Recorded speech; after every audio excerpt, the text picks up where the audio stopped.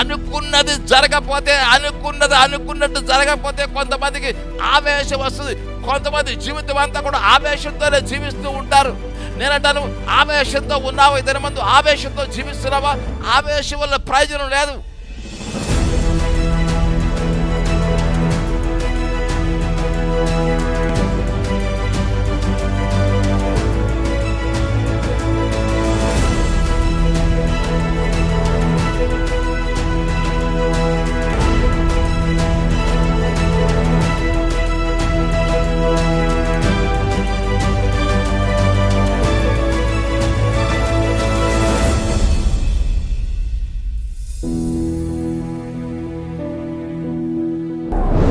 Praise the lord.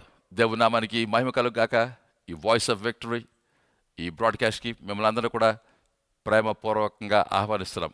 ఈ దినమందు ఈ యొక్క వర్తమానం మీ జీవితాలకు కావాల్సిన దీవెనను, ఆశీర్వాదములను తీసుకొస్తుందని చెప్పి నమ్ముతున్నాం. ప్రియమైనటువంటి దేవుని బిడ్డలారా, చాలాసార్లు మన జీవితాల్లో మనం భావోద్వేగాలతో లేకపోతే ఇమోషన్స్తో నిండి ఉంటాం. కొన్నిసార్లు జీవితం కోపంతో, ఆగ్రహంతో నిండి ఉంటుంది. ఆలోచనను కోల్పోతాం, మాట్లాడుతూ ఉంటాం, విచక్షణారహితంగా మాట్లాడుతూ ఉంటాం. దేవుని వాక్యాన్ని మనం ధ్యానం చేస్తున్నప్పుడు వాక్యం మనకు చూపించేది మనం భావోద్వేగాలను జయించిన వారంగా మనం ఉండాలని చెప్పేసి వాక్యం మనకు చూపిస్తుంది. హల్లెలూయా. ఈ జీవితాన్ని జీవిస్తున్నప్పుడు ప్రతి దినము కూడా ఎన్నో ప్రతికూల పరిస్థితులు మనం ఎదుర్కొంటూ ఉంటాం. ఈ దినమందు ప్రతికూల పరిస్థితులను ఎదుర్కొంటున్నారా? కుటుంబంలో గలిబిలి ఉందా? బిడ్డలతో సమస్యగా ఉందా? లేకపోతే పనిచేస్తున్న చోట అధికారులతో సమస్యగా ఉందా? ఎన్నో సమస్యలు మన జీవితంలోకి వస్తాయి. అయితే అయినప్పటికీ కూడా మనం ఎలా ఉండాలంటే దేవుని సన్నిధిలో భావోద్వేగాలతో లేకపోతే ఇమోషన్స్తో మన జీవితాన్ని జీవించడం కాకుండా, నిరాశ నిస్పృహలతో జీవితాన్ని జీవించడం కాకుండా, ఆగ్రహముతో జీవితాన్ని జీవించడం కాకుండా మనం వాక్యమును అనుసరించి జీవించవలసిన వారుగా ఉన్నాం. మన భావోద్వేగాలను జయించవలసినటువంటి వారుగా ఉన్నాం. కొన్నిసార్లు ఊరికే నిరాశ పడిపోతుంటాం. కొన్నిసార్లు మన జీవితంలో ఊరికే మనం కృంగిపోతుంటాం. మన దేవుడు, మన ప్రభు మనలను హల్లెలూయా మనను ఇటువంటి పరిస్థితుల నుంచి కూడా విడిపించు దేవుడు అన్నాడు. ఒక్కసారి మనం అపొస్తలుల కార్యం 19వ అధ్యాయంలోకి వెళ్దాం. మన దేవుని వాక్యాన్ని మనం ఒకసారి ఇక్కడ చూద్దాం. చూడండి, అపొస్తలుల కార్యం 19వ అధ్యాయం 8వ వచనం. అతడు సమాజ మందిరంలోకి వెళ్ళి ప్రసంగించు, దేవుని రాజ్యం గురికి తర్కించు, ఒప్పించు, ధైర్యంగా మాట్లాడుచు 3 నెలలు గడిపెను. 9వ వచనం. అయితే కొందరు కఠినపరచబడిన వారై ఒప్పుకొనక జనసమూహం ఎదుట ఈ మార్గమును దూషించున్నందున అతడు వారిని విడిచి శిష్యులను ప్రత్యేకపరచుకొని ప్రతిదినము త్వరను ఒక పాఠశాలలో తర్కించుతూ వచ్చెను. 2 ఏళ్ల వరకు ఇలాగు జరిగెను. కనుక యూదులేమి, గ్రీసు దేశస్థులేమి, ఆసియాలో కాపురమున్న వారందరూ ప్రభు వాక్యము వినిరి. ఆమేన్. Praise the Lord. చూడండి, ఇక్కడ దేవుని వాక్యాన్ని మనం చూస్తూ ఉన్నప్పుడు అపొస్తలుడైన పౌలు ఒక పట్టణాన్ని ఎలా పట్టుకున్నాడు. ప్రియమైన దేవుని బిడ్డలారా, జీవితంలో ఒక ఉన్నతమైనటువంటి ఒక గురి, ఒక ఉన్నతమైనటువంటి లక్ష్యము కలిగినటువంటి ప్రజలుగా మనం ఉండాలి. అలా నిరాశ నిస్పృహతో ప్రతి దినము కూడా జీవించడం కాదు, ఒక ఉన్నతమైన ఉద్దేశము కలిగిన వారంగా మనం ఉండాలి. భక్తుడు పట్టణంలోకి వెళ్ళాడు. నూతన పట్టణము, అన్ని జనులు ఎక్కువగా ఉన్నటువంటి పట్టణము. అయితే వాడికి చొప్పున తాను సమాజ మందిరంలోకి వెళ్ళాడు. సమాజ మందిరాల్లో యూదులు ఉండేవారు. యూదులు మెస్సయ రక్షకుని కోసం ఎదురు చూస్తున్నారు. కానీ ఆ రక్షకుడు వచ్చాడని చెప్పి వారికి నమ్మిక లేదు. అటువంటి సమాజ మందిరాలకు వెళ్ళి ఈ అపొస్తలుడైన పౌలు చెబుతున్నాడు, రక్షకుడు వచ్చాడు, విమోచకుడు వచ్చాడు. అలా ఆయన యేసుక్రీస్తుని మనుషులకు నచ్చజెబుతూ ఉన్నాడు. ఏమండి, ఏముంది దీనిలో నచ్చ చెప్పడానికి ఈ సువార్తలో? హలో, ఈ సువార్త ఇది గొప్ప వార్త, ఇది శుభవార్త. దీనికంటే శుభవార్త, దీనికంటే మంచి వార్త మరి ఒకటి లేదు. యేసు రక్షకుడు, అది శుభవార్త. యేసు పరలోకానికి తీసుకొని వెళ్ళేవాడు. యేసు స్వస్థపరిచేవాడు, యేసు దీవించేవాడు, యేసు మనశ్శాంతినిచ్చేవాడు, యేసు పాపములను క్షమించేవాడు. అలలో యేసు జీవితానికి కావలసిన నిరీక్షను ఇచ్చేవాడు. ఇది శుభవార్త. దీనికంటే మరి ఒక శుభవార్త మరి ఒకటి లేదు. హల్లెలూయా. దీనిని అపొస్తలుడైన పౌలు సినగోగులోకి, లేకపోతే సమాజ మందిరంలోకి తీసుకుని వెళ్ళి ప్రజలకు నచ్చ చెప్తున్నాడు. చూడండి, రక్షకుడు వచ్చాడు, చూడండి, స్వస్థపరచువాడు వచ్చాడు, చూడండి, బెత్లెహేములో పుట్టాడు ఆయన. లేఖనాలను తీసి వారికి నచ్చ చెబుతున్నాడు. చూడండి, మీరందరూ కూడా ఏ రక్షకుని కోసం ఎదురు చూస్తున్నారో ఆయనే ఈ యేసు క్రీస్తు అని చెబుతున్నాడు. హల్లెలూయా. చక్కని గులాబీని చూస్తే మనం ఏమంటాం? ఎంత చక్కగా ఉందంటాం. ఆ గులాబీని ముక్కు దగ్గర పెట్టి వాసన చూస్తే ఉంటాం, అబ్బా ఎంత మంచి వాసన వస్తుందంటాం. మంచి కమ్మటి భోజనాన్ని తింటే ఉంటాం, అబ్బా ఎంత భోజనం ఎంత బాగుందంటాం కదా. సహజంగా అందరూ కూడా చేసేది అదే. అయితే ఇక్కడ చూడండి, ఇక్కడ జరుగుతుంది ఏంటంటే ఒక శుభవార్తను ప్రకటిస్తూ ఉన్నాడు. ఈ శుభవార్తను ప్రకటిస్తూ ఉన్నప్పుడు జరిగిందండి, కొంతమంది తమ హృదయాలను కఠినపరుచుకున్నారంట. చూడండి, వాక్యము అక్కడ చెప్తున్నటువంటి మాటను చూడండి. కొందరు కఠినపరచబడిన వారై ఒప్పుకొనక వారు తమ హృదయాలను కఠినపరుచుకున్నారు. వారు ఒప్పుకోవడం లేదు. జీవితంలో ప్రేమ వల్ల మలసబడినట్లు ఉండాలి. కొంతమంది మలసబడటానికి ఇష్టపడరు. ఎలా ఈ భావోద్వేగాలను జయించాలి? 3 నెలల పని చేసినప్పుడు, ఫలం చూడనప్పుడు, మనుషుల హృదయాలను కఠినపరుచుకున్నప్పుడు జరిగేటువంటిది ఏమిటి? నిరాశ వస్తుంది, లేకపోతే కోపం వస్తుంది. అనుకున్నది అనుకున్నట్టు జరగకపోతే కొంతమందికి ఆవేశం వస్తుంది. కొంతమంది జీవితం అంతా కూడా ఆవేశంతోనే జీవిస్తూ ఉంటారు. నేనంటాను, ఆవేశంతో ఉన్నావా? ఇద్దరి మంది ఆవేశంతో జీవిస్తున్నావా? ఆవేశం వల్ల ప్రయోజనం లేదు.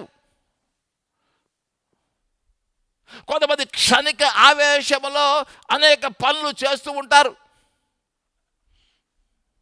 చెరసాలకు వెళ్తుంటారు ఆవేశంతో పనులు చేసి. అనేక మంది నేరస్తులు ఎందుకు నేరస్తులు అవుతున్నారో తెలుసా? ఆవేశము, భావోద్వేగాల మీద అదుపు లేదు. నేరస్తులు అడగండి, 2 మంది వెళ్ళి ఎందుకు నేరస్తులుగా ఉన్నారు, ఎందుకు చెరసాల ఉన్నారు, ఎందుకు ఖైదీలుగా ఉన్నారని ఒకసారి అడగండి. వారు చెప్పేది ఏమిటి తెలుసా? భావోద్వేగాల మీద మేము అదుపు తీసుకోలేకపోయాం, అదుపు లేదు. క్షణిక ఆవేశంలో చేయకూడని పనులు చేశాం. దేవుని వాక్యం చూపించేది, భక్తుడు ఫలము చూడనప్పుడు ఆవేశంతో నిండిపోలేదు, ఆగ్రహంతో నిండిపోలేదు. ఏమి చేశాడు? తాను మరి ఒక చోటకు వెళ్ళి ఈ స్వార్థను ప్రకటించడానికి తీర్మానం చేసుకునేవాడుగా ఉన్నాడు. ఇంకొక చోటకు వెళ్తున్నాడు. అయితే ఎక్కడికి వెళ్తున్నాడని దేవుని వాక్యం మనకు చూపిస్తుంది. ఎక్కడికి వెళ్తున్నాడు? తురన్ను అనేటువంటి వాని యొక్క పాఠశాలకు వెళ్తున్నాడు. అయితే ఇంకా ప్రాచీన ప్రతులు చూస్తే ఇది పాఠశాల కాదేమో, ఒకవేళ ఇది నాటకశాలేమో అన్నట్లు ఉంది. ఈ నాటకశాలలు కూడా ఇవి చిన్నవి కాదు, సమాజ మందిరాలు చిన్నవి. అయితే ఈ నాటకశాల సుమారు 2-3 వేల మంది పట్టే నాటకశాల అయి ఉండొచ్చని కొంతమంది తమ అభిప్రాయం చెప్పారు. అయితే వాస్తవాలు మనకు తెలియదు, కానీ అది అభిప్రాయమే. అయితే అది అభిప్రాయం అయినప్పుడు కూడా అది సత్యమై ఉండవచ్చు. ఎందుకు సత్యమై ఉండవచ్చు అంటే, దేవుని వాక్యం మనకు ఇక్కడ చెప్పేది అపొస్తలుడైన పౌలు యొక్క బోధ చేత తాను బోధ చేశాడు, తాను శిష్యులను ఏర్పాటు చేసుకున్నాడు. వీరందరూ కలిసి ఎక్కడ పనిచేశారు? ఆసియాలో పనిచేశారు. ఆసియా ఎఫెస్లో పనిచేశారు. ఎఫెస్ ఎక్కడుంది? ఆసియాలో ఉంది. ఆసియా అంటే ఈనాడు ఆసియా కాదు, ఆనాడు ఆసియా వేరు. బైబిల్ ఆసియా అంటే ఈనాడు మోడర్న్ టర్కీ, ఇప్పుడు టర్కీ దేశం, అప్పుడు ఆసియా అనబడేది. ఆ యొక్క ఆసియా యొక్క జనసంఖ్య చూస్తే సుమారుగా అప్పుడు 20 లక్షలంట. అప్పుడు 20 లక్షలు అంటే అది గొప్ప జనసంఖ్య. ఏమేన్ ఏం చూస్తున్నాం ఇక్కడ? ఆవేశంతో ఊగిపోవటం లేదు, నిరాశతో నిండిపోవటం లేదు, ఆగ్రహం కట్టలు తెంచుకొని ప్రవహించడం లేదు. ఇప్పుడేం చేస్తున్నాడు? వ్యూహాన్ని మార్చుకుంటున్నాడు. ప్రభువా, ఇంకొక చోటకి వెళ్తున్నాను. ఎక్కడికి వెళ్తున్నాను? ఆ తురన్ను అనేటువంటి వ్యక్తికి చెందినటువంటి ఆ నాటకశాల లేకపోతే పాఠకశాలకు వెళ్తున్నాను. అక్కడ ప్రభా ఇప్పుడు ఎంతమందిని బోధిస్తున్నాను, అప్పుడు చిన్న సమాజ మందిరంలో కొందరిగా బోధిస్తున్నాను. ఇప్పుడైతే ప్రభువా నువ్వు తెరిచిన గొప్ప ద్వారం బట్టి వందనాలు, వేల సంఖ్యలో ఉన్న ప్రజలకు బోధిస్తున్నాను. Amen. Praise the Lord. Glory to God. Hallelujah. నేరస్తులుగా ఉన్నావా? ఒకవేళ చెరసాల్లో ఉన్నావా? ఈ వర్తమానం వింటున్నావా? క్షణిక ఆవేశంలో ఏం చేసావు? క్షణిక ఆవేశంలో చేయకూడని పని చేసావా? ఇప్పుడు బాధపడుతున్నావా? హల్లెలూయా. దేవుడిని ప్రేమించే దేవుడు, దేవుడిని కావాల్సిన విడుదలనిచ్చే దేవుడు, దేవుడు క్షమించే దేవుడు. హల్లెలూయా. యేసు ప్రేమించే దేవుడు. ఒకవేళ ప్రేమల వారారా ఏ నేరము చేయలేదు, కానీ ప్రతిదినం కూడా కృంగిపోతున్నావా? ప్రభు అనుకున్న పని ఏమి కూడా జరగట్లేదు, అనుకున్నట్టు జీవితం లేదు. కృంగిపోవటం కాదు ప్రేమల వారారా. కొన్నిసార్లు ఒక పనిని మాటికి చేస్తున్నాం, కానీ దానిలో విజయం రాలేదంటే కృంగిపోవటం కాదు. అక్కడ మనం చూడవలసింది ఏంటంటే, ప్రభువా ఇంకొక రీతిగా ఈ పని చేయాలా? ఒక్కసారి నాతో మాట్లాడు ప్రభువా, ఒకసారి ప్రభు నాకు సహాయం చేయ ప్రభా అంటే ప్రభు తన మార్గాన్ని చూపిస్తాడు. Praise the Lord. Hallelujah. Glory to God. ఇది విజయ దినము, దేవుడికి విజయం ఇచ్చేటువంటి దినము. క్షణిక ఆవేశాలను దేవుడు జయింప చేసేటువంటి దేవుడు. నేను హల్లెలూయా. నీ పాదముల మీద నిలబెట్టేటువంటి దేవుడు, సమస్తమును జయించడానికి కావలసిన శక్తినిచ్చేటువంటి దేవుడు. ప్రేమను వారారా, చాలాసార్లు మనం జీవితం యొక్క పదును గురించి ఆలోచిస్తాం. ప్రభా నా జీవితానికి పదును పెట్టంటే ప్రార్థన చేస్తాం. ప్రభా నన్ను ప్రయోజనకర వ్యక్తిగా చేయి ప్రభా అని ప్రార్థన చేస్తాం. మంచి ప్రార్థనే. అయితే చాలాసార్లు మనం కోరేదంటే, ప్రభా పదును అంటే నా మనస్సుకు పదును పెట్టు, నా మనస్సుకు పదును పెట్టు ప్రభా, తెలివైన వాడిగా చేయి. ప్రేమైన దేవుని బిడ్డలారా, తెలివైన ప్రజలకు ఉండాలంటే కేవలం మనస్సు మీద మాత్రమే కాదు, కేవలం మనస్సు మీద మాత్రమే కాదు మనం విజయం సంపాదించవలసింది. కేవలం పదును మనస్సుకు మాత్రమే కాదు, మన భావోద్వేగాలు కూడా పదును కావాలి. హల్లెలూయా. దేవుడు మన భావోద్వేగాలు కూడా పదును పెట్టేటువంటి దేవుడు. హల్లెలూయా. అనవసరంగా ఆగ్రహం వ్యక్తపరిస్తే వెర్రివారు ఉంటావు. దేవుడు అన్ని విషయాలు కూడా ఏం చేస్తాడో మనకు అవసరం అదుపును జీవితం మీద ఇచ్చేటువంటి దేవుడు. హల్లెలూయా. ఎక్కడ దేనికి బ్రేక్ వేయాలి అక్కడ బ్రేక్, ఏ సమయంలో బ్రేక్ వేయాలి, జీవితానికి బ్రేక్ వేయడానికి సహాయం చేసే దేవుడు ఆయన. హల్లెలూయా. అది అపొస్తలుల కార్యం 19:10 2 ఏళ్ల వరకు ఇలాగ జరిగను. కనుక యూదులేమి గ్రీస్ దేశస్తులేమి ఆసియాలో కాపురం ఉన్న వారందరూ ప్రభు యొక్క వాక్యమును వినేరే. హల్లెలూయా. Glory to God. ప్రేమల వారారా, ప్రతికూల పరిస్థితులు వస్తాయి. ఎంతకాలం ఉంటాయి? జీవితకాలం అంతా ప్రతికూల పరిస్థితులు ఉండవు. ప్రతికూల పరిస్థితులు కొంతకాలమే వస్తాయి, కొంతకాలమే ఉంటాయి. ఏదైనప్పుడు కూడా కొంతకాలమే ఉండేది. హల్లెలూయా. ఎన్నింటిని నువ్వు దాటి వచ్చావు. హల్లెలూయా. నువ్వు నీ ముందు నా ప్రతికూల పరిస్థితులు కూడా దాటిపోతావు. ఇశ్రాయేలు ప్రజలు ఎర్ర సముద్రాన్ని దాటిపోయారు.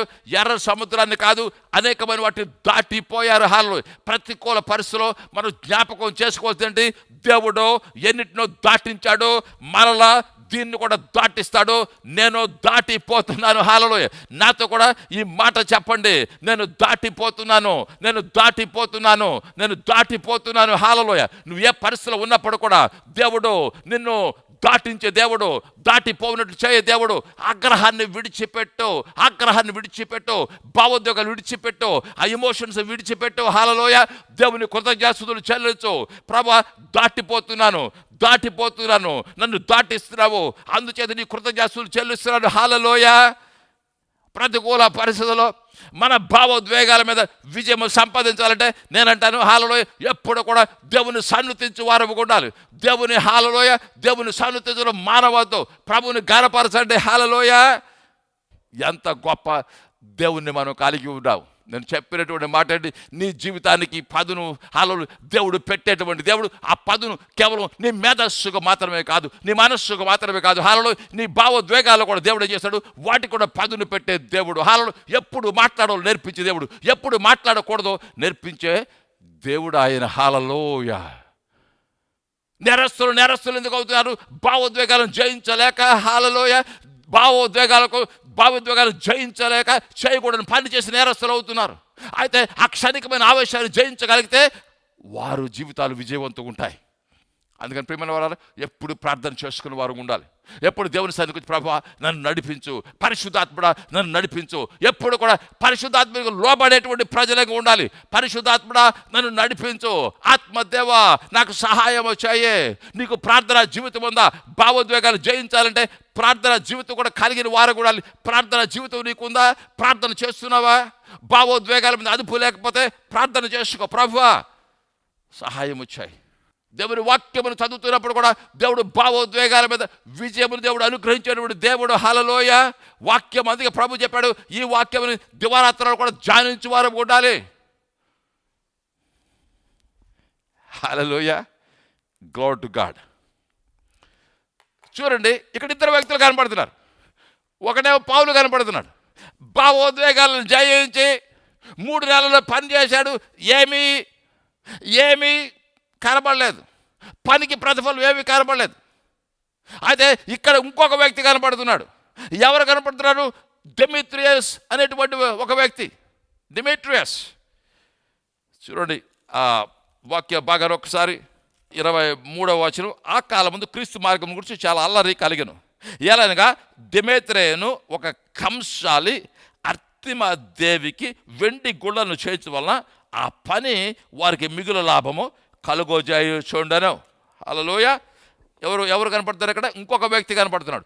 ఎవరు ఈ వ్యక్తి అంటే భావోద్వేగాలలో అదుపు లేనటువంటి వ్యక్తి కనపడుతున్నాడు. ఈ వ్యక్తి జీవితంలో కూడా మనం చూస్తే నష్టము కలుగుతుంది. హల్లెలూయా.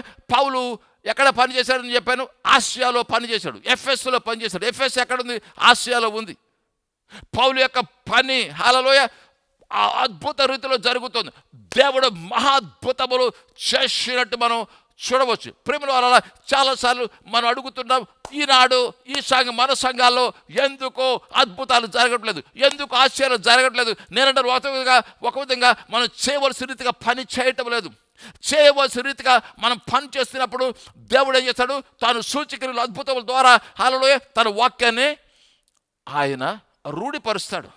పని ఎక్కువ చేయాలి, ప్రకటన ఎక్కువ చేయాలి, సువార్త ఎక్కువ చేయాలి. అయితే ఈ సువార్త ఎక్కువ చేస్తున్నప్పుడు అనేక మంది ప్రజలు దేవునితో తిరుగుతున్నారు. అయితే దేవునితో తిరుగుతున్నప్పుడు తిరిగిన వారందరూ కూడా ఏం చేస్తున్నారు? విగ్రహములను ఆరాధించుట మానివేస్తూ ఉన్నారు. అదే ఈ కంసాలి ఇప్పుడు అంటున్నాడు, మా వృత్తి లాభప్రదమైనదిగా లేదు, లాభసాటిగా లేదు. ఎందుకంటే ఇంతకుముందు అనేక మంది ఈ అర్తిమదే విగ్రహాలను, అర్తిమదే యొక్క గుళ్ళను మాతో చేయించుకునేవారు. అయితే ఇప్పుడు అనేక మంది దేవునితో తిరుగుతున్నారు. దానివల్ల మా వ్యాపారం తగ్గిపోతుంది. నేనంటారు ఒక విధంగా ఎమోషన్తో, భావోద్వేగంతో నిండిపోయాడు. ఎందుకంటే పాకెట్టు ఇదివరకులాగా లేదు, పర్సు నిండుగా లేదు, ఆదాయం తగ్గిపోతుంది. అందుకని ఏం చేస్తున్నాడు? ఇతర కంసాల వారిని పిలుస్తున్నాడు. పిలిచి ఏం చేస్తున్నాడు? పిటి పార్టీ చేస్తున్నాడు. వారందరితో కూడా చెప్తున్నాడు. ఏం చెప్తున్నాడు? మన వ్యాపారం తగ్గిపోతుంది. దీని అంతటి మూల కారణం ఎవరు? అపొస్తలుడైన పౌలు అనేటువంటి వాడు. ఈయన ఏం చెప్తున్నాడు? చేతులతో చేయబడేటువంటి దేవుళ్ళు కాదని చెప్తున్నాడు. అందువల్ల అపొస్తలుడైన పౌలు యొక్క సువార్త ప్రకటన వల్ల మన వ్యాపారానికి నష్టం వస్తుందంటున్నాడు. ఒక గలిబిలి సృష్టిస్తున్నాడు. ప్రేమ దేవుని బిడ్డ గలిబిలి సృష్టిస్తున్నాడు. భావోద్వేగాలతో నిండినటువంటి వారు గలిబిలి సృష్టిస్తారు. పౌలు యొక్క పని ఎంతకాలం? 3 మాసముల పని. పనికి ఫలితం ఏమీ లేదు. ఏ గలిబిలి పౌలు సృష్టించలేదు. పౌలు ప్రశాంతంగా ఉన్నాడు. పౌలు ఏం చేశాడు? నేను అనుకున్నాను దేవుని సన్నిధికి వెళ్ళి ప్రార్థన చేసి ఉంటాడు. దేవుడు ఒక కొత్త స్ట్రాటజీ, కొత్త వ్యూహం దేవుడు ఇచ్చాడు. అయితే ఈ కంసాలి వాడు ఏం చేస్తున్నాడు? గలిబిలి సృష్టిస్తున్నాడు. భావోద్వేగాలతో నిండి ఉంటే, ప్రార్థన లేకుండా, వాక్యపట్టు లేకుండా ఉంటే నీ జీవితం అంతా గలిబిలి, నీ కుటుంబం అంతా గలిబిలి. ఈనాడు అనేక మంది జీవితాలు గలిబిలితో నిండి ఉన్నాయి. గలిబిలి నుంచి విడుదల కావాలా? వాక్యంలోకి రండి, ప్రార్థనలోకి రండి, దేవుని సహాయాన్ని కోరుకోండి, పరిశుద్ధాత్మను అడగండి. ఆత్మదేవ మమ్మల్ని నడిపించు, ఆత్మదేవ మాకు సహాయం దయచేయి.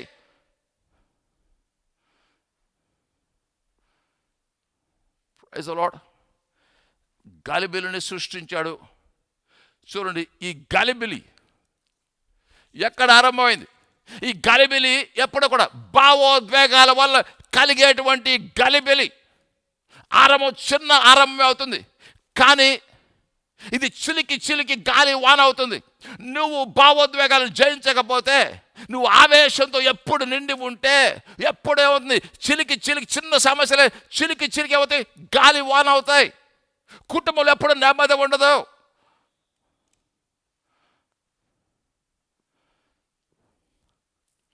చూడండి, ఒకసారి ఈ లేఖనం బాగానే చూస్తే చూడండి, చిలికి చిలికి ఎంత గాలి వాన అయిందో చూడండి ఒకసారి మీరు. 28వ వచనం, అపొస్తలుల కార్యం 19:28వ వచనం. వారు విని రౌద్రముతో నిండిన వారై ఎఫెసీయుల అర్తిమదేవి మహాదేవి అని కేకలు వేసిరి. చూడండి, కేకలు వేస్తున్నారట. ఎందుకు కేకలు వేయాలి? కేకలు వేయటువంటి అర్థం ఏమిటి? చూడండి ఒకసారి ఇంగ్లీష్ భాషని చూడండి. when they heard this, they were enraged and were crying out.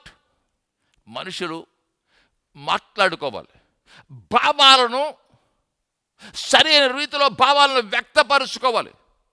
అరుచుకోవటం కాదు. భావోద్వేగాలతో నిండినప్పుడు విచక్షణ జ్ఞానాన్ని కోల్పోతాం. మాట్లాడవలసిన విధంలో మాట్లాడడం. కేకలో పెడుతున్నారు. ప్రియమైన దేవుని బిడ్డలారా, మాట్లాడుతున్నప్పుడు ఎలా ఉండాలి? మన నోట నుంచి కూడా మన ప్రవచన వాక్కు వచ్చినట్టు, దేవుడు మాట్లాడినట్టు మన జీవితంలో నుంచి కూడా అలా ఉండాలి. కేకలు పెట్టడం కాదు. కేకలు పెడుతున్న అర్థం ఏమిటి? నువ్వు కంట్రోల్ కోల్పోయావు, పట్టు కోల్పోయావు. ఎప్పుడు కేకలు పెడుతున్నావో, ఎప్పుడు అరుస్తున్నావో, నువ్వేం చెప్తున్నావు? ఆ లాస్ట్ కంట్రోల్. ఊగిపోతున్నావు. కేకలు పెట్టమే కాదు, కేకలు పెట్టిన మనుషులు ఊగిపోతుంటారు. అంటే వాళ్ళు ఏం చెప్తున్నారు? మేము పట్టు కోల్పోయామని చెప్తున్నారు. ఈనాడు నువ్వు అటువంటి వ్యక్తిగా ఉన్నావా? పట్టు కోల్పోయిన వ్యక్తిగా ఉన్నావు జీవితం మీద? దేవుడు పిలుస్తున్నాడు, రా, మరలా నీకు జీవితం మీద కావాల్సిన పట్టునిస్తాను. ఎంతకాలం కేకలు పెడుతూ జీవిస్తావు? ఎంతకాలం నీళ్ళంతా కూడా కేకలు, ఆగ్రహము, అదుపులేని జీవితము. దేవుడు అదుపులేని జీవితం నుంచి కూడా నిన్ను విడుదల చేస్తాడు. దానికి దేవుడు పిలుస్తున్నాడు. పట్టు కోల్పోయిన జీవితం. ఎక్కడ పట్టు కోల్పోయాడు? భావోద్వేగాల మీద పట్టు కోల్పోయాడు. ఇప్పుడు అది ఎక్కడ కనబడుతుంది? మాటల మీద కనబడుతోంది. ఇప్పుడు మాటలు మాట్లాడుతున్నాడు. ఎలా మాట్లాడుతున్నారు? అరుస్తున్నారు, కేకలు వేస్తూ ఉన్నారు, రచ్చిపోతూ ఉన్నారు. కంట్రోల్ లేదు వారి జీవితంలో. 29వ వచనం, అపొస్తలుల కార్యములు 19:29. పట్టణము బహు గలిబిలిగా ఉండెను. పట్టణము బహు గలిబిలిగా ఉండెను. భావోద్వేగాలతో నిండిన వారు గలిబిలి ఎక్కడ సృష్టిస్తారు? గలిబిలి ఇంట్లో మాత్రమే కాదు, వారు ఎక్కడ ఉంటే అక్కడ గలిబిలి. వారి పట్టణంలో గలిబిలి, పట్టణ పరిమాణంలో గలిబిలి. కొందరు దేశ పరిమాణంలో గలిబిలి సృష్టిస్తారు. అలా కాదు జీవించవలసింది. ప్రేమల వారారా, మనము సమాజంలో జీవిస్తున్నప్పుడు గలిబిల్ని కాదు మనం సృష్టించేది, ప్రశాంతతను సృష్టించే వారు ఉండాలి. దేవుని ప్రజలను వారు ఎప్పుడు కూడా, ఎక్కడ ఉన్నప్పుడు కూడా వారి జీవితంలో కనబడవలసింది ప్రశాంతత. హల్లెలూయా. ప్రశాంతత. యేసు భూమి మీద నడిచాడు, హల్లెలూయా, ప్రశాంతతతో నడిచాడు. మనము కూడా యేసు వలె భూలోకం మీద నడిచినటువంటి ప్రజలుగా మనం ఉండాలి. ఇంకా చూడండి ఇక్కడ వాళ్ళు ఏం చేస్తున్నారు. తర్వాత చూస్తే, మరియు వారు పౌలుతో ప్రయాణమై వచ్చిన మాసిదోనియ వారైన గాయిను అరిస్తార్కును పట్టుకొని దొమ్మిగా నాటకశాలలో చొరబడిరి. ఆమేన్. ఏమంటున్నారు? They rushed together into the theater, dragging with them Gaius and Aristarchus, Macedonians, who are Paul's companions in travel. ఇక్కడ చెప్పాలంటే చట్టాన్ని తమ చేతుల్లోకి తీసుకుంటున్నారు. ప్రేమ వారారా, మనకున్నటువంటి సమస్యలను పరిష్కరించుకోవడానికి ఒక మార్గం ఉన్నది. సమస్యలు పరిష్కరించడం కేకలు వేయటం, సమస్యలు పరిష్కరించుకోవటం కాదు. భావోద్వేగాలతో రెచ్చిపోయినట్టు సమస్యలు పరిష్కరించుకోవటం కాదు. మనుషుల మీదకి వెళ్ళి దొమ్మిగా పట్టడం, వారిని కొట్టడం, వారిని హింసించడం ఏమిటి దేవుని సంబంధించిన వాక్య విధానము కాదు ఇది. సమస్య ఉన్నప్పుడు ఏమున్నాయి? న్యాయస్థానాలు ఉన్నాయి. న్యాయస్థానాలకు వెళ్ళవచ్చు, పరిష్కరించుకునే మార్గం ఉన్నది. హల్లెలూయా. చూడండి ఎంత భయంకరమైనటువంటి పరిస్థితితో, అంత పట్టణం అంత గలిబిలి, అలజడి సృష్టించినట్టు కాదు, ప్రశాంతతను సృష్టించిన వారంగా మనం ఉండాలి. ప్రశాంతతతో మాట్లాడుతున్నట్టున్నారు. చూడండి ఆ లేఖన భాగాలు మనం చూస్తే, మీరు చివరికి వెళ్ళండి ఒకసారి. ఈ పరిస్థితి అంతటి మధ్యలో కూడా ఆ యొక్క కారణము, లేకపోతే దేవుని వాక్యం చెప్తే అక్కడ 35వ వచనంలో అక్కడ కారణం అని చెప్తుంది, కానీ అది కరెక్ట్ ట్రాన్స్లేషన్. కారణం కాదు, మేయర్, ఇంగ్లీష్లో సిటీ క్లర్క్ అన్నాడు. అయితే ఈ సిటీ క్లర్క్ వచ్చాడు, ఈ మేయర్ వచ్చాడు, ఈ పరిస్థితి అంతా కూడా అదుపులోకి తీసుకురావడానికి వచ్చి ఆ మేయరు ఆ మాట్లాడుతుండే ఒకసారి ఆ మాటల్లో చూడండి 36వ వచనం. ఈ సంగతులు నిరాక్షేపమైనవి కనుక మీరు శాంతము కలిగి ఏది ఆతురపడి చేయకుండా ఆవశ్యకము. ఆ మేయర్ వచ్చి చెప్తున్నాడు, మీరేమి కలిగి ఉండాలి? శాంతము కలిగి ఉండాలి. శాంతము కలిగి మీరు ఉండాలి. మీరు ఆతురత పడి ఏది చేయకుండా ఆవశ్యకము. ఏమీ చేయవద్దు. శాంతము, ప్రశాంతంతో ఉండండి. ఎలా మాట్లాడుతున్నాడు? ప్రశాంతతతో మాట్లాడుతున్నాడు. Praise the Lord. ప్రేమల వాళ్ళారా, ఏం చూస్తున్నాం? ఇక్కడ ఇద్దరు వ్యక్తులు చూస్తున్నాం. ఒక వ్యక్తి జీవితం మీద పట్టుగలిగిన వ్యక్తి, నేనంటాను జీవితంలో పదును కలిగిన వ్యక్తి. దేవుడు పదును పెట్టాడు, అతని మనసుకు పదును పెట్టాడు, అతని భావోద్వేగాలకు పదును పెట్టాడు. దానికి అతని మనస్సుకు పదును పెట్టాడు, భావోద్వేగాలకు పదును పెట్టాడు. హల్లెలూయా. విజయవంతంగా జీవిస్తున్నాడు. ఒక్క చోట నిరాశ కలిగింది, ఒక్క చోట తృణీకారం కలిగింది, ఇంకొక చోటకి వెళ్ళాడు, పనిని ఇంకా ఉన్నత పరిమాణంలో చేశాడు, అద్భుత విజయాన్ని సాధించాడు. అయితే ఇంకొక వ్యక్తిని చూస్తున్నాము, వీరి వ్యాపారము, వాడు చేస్తున్న వ్యాపారము తగ్గిపోతుంది. వాడు ఒక్కడు ఏం చేశాడు? భావోద్వేగాలతో నిండి ఉన్నాడు. వాడు గలిబిలి సృష్టించాడు, ఇతర కంసాలను పిలిచాడు, గలిబిలి సృష్టించాడు. ఆ గలిబిలి ఇంకా పెద్దది చేశాడు. ఆ పట్టణ పరిమాణంలో గలిబిలి సృష్టించాడు. ఇతరులు దొమ్మిగా పట్టుకున్నాడు. ఏమిటిదంతా కూడా భావోద్వేగాల మీద అదుపు లేకపోవటం, ఆగ్రహంతో నిండిపోయాడు.